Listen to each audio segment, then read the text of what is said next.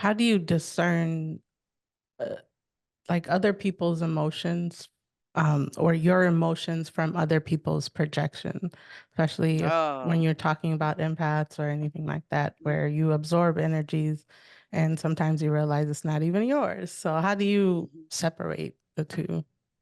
Yeah, it's a really good question. So, a lot of times people go through rebellion first. Okay, so they go through rebellious stages or elevated stages and things like that to practice neutrality and observing yourself in an honest way. But in order to do that, you have to start asking the questions inside. So you don't just go from I'm doing all of these different patterns to like, oh, the next time you're not. You have to start asking yourself these questions. How can I have these emotions and observe myself? How can I have these emotions and still step back and kind of be able to observe and be neutral? I would like to aim for neutrality and also discern and be able to accept responsibility. Yes, accept responsibility for myself. And how can I take this emotion,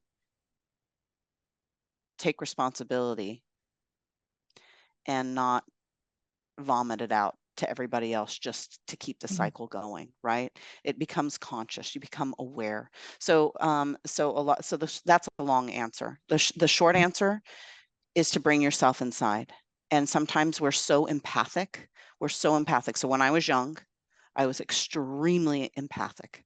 I took on everybody's stuff. And when I meant I took on everybody's stuff, I didn't know what was other people's and what was mine. Mhm. I loved everybody. And somewhere along the line, that getting older and being asked to do this and that, even though it didn't feel right, I wanted to people please, and you go into codependency and enmeshment, and oh my gosh, you name it, I had it.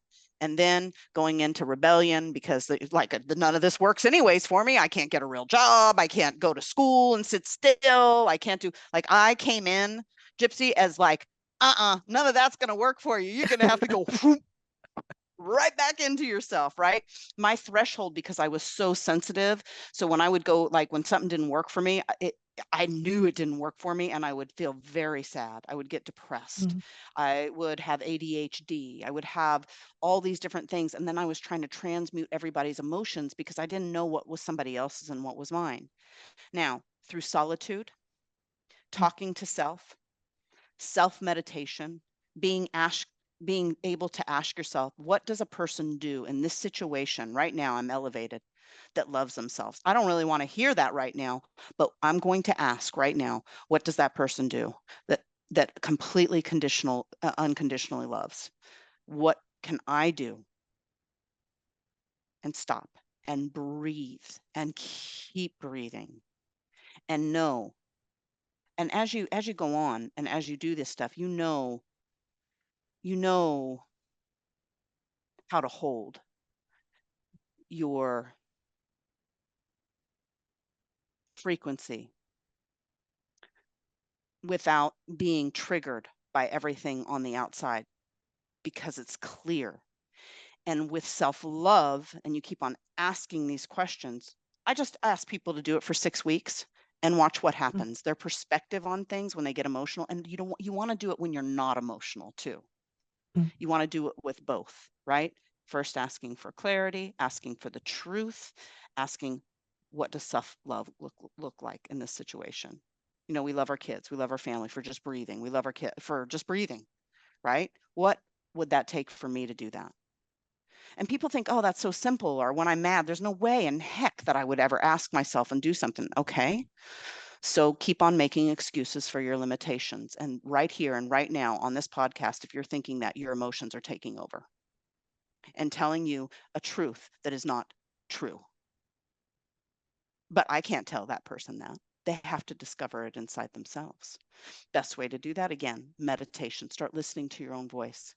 You will discover so much stuff about yourself when you're doing a self meditation, listening to your voice. Put some, if it helps out, put some music in the background and listen to yourself.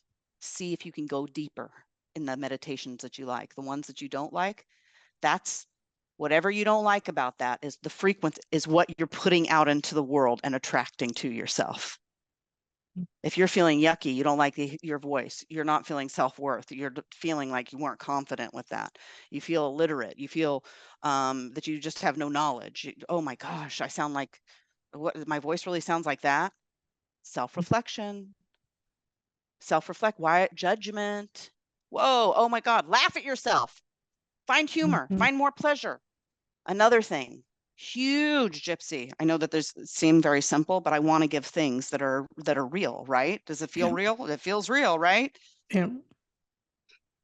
The self to be the 5 things that I was talking about, the modules. And we were talking about Vitality Unleashed. There's these, I've been working with people 15, 20 years. There's 5 things that people need to transmute in order to help themselves emotionally too. It has to do with that self-infidelity, the judgment, Mm. inner critic, victimhood, savage, not being able to control those emotions. It's all connected. Self-righteousness. I see this in the spiritual community a lot when people are, starting to know things and they never knew them before. And instead, and then they want to teach everybody, and then they want everybody to know what they know. And they're so excited about it, but they need it. They take that energy. It really helps to focus it inward and become that love, become that compassion, become your value.